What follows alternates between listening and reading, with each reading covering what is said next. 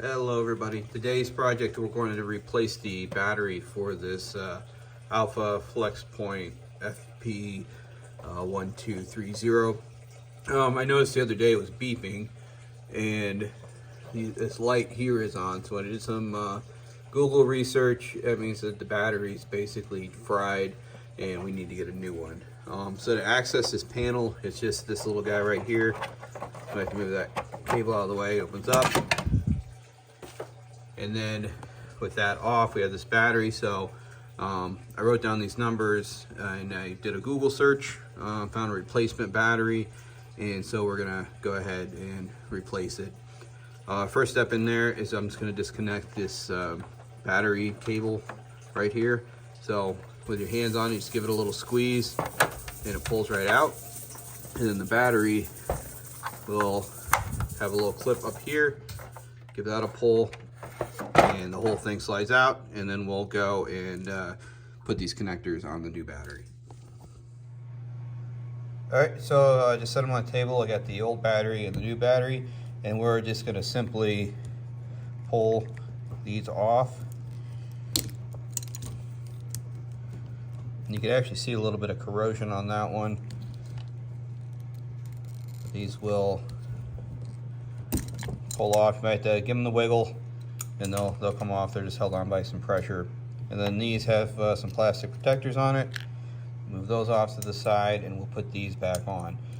Same order that they were, black to black. And you can just push that on, and then same thing on this side.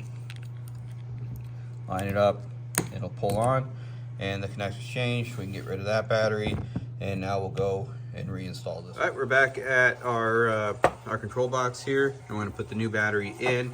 Ironically, or maybe not ironically, I don't know, all the numbers and stuff are on this side. When you try to put it in, you can't, because these pieces need to go on top. So you're going to flip it over, and I guess next time I need a new battery, I'll have to take the battery out first to figure out what it is. Hopefully I won't have to get one for a long time.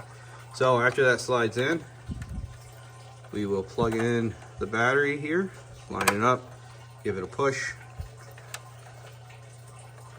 and you can see the light went out. So we're looking pretty good there.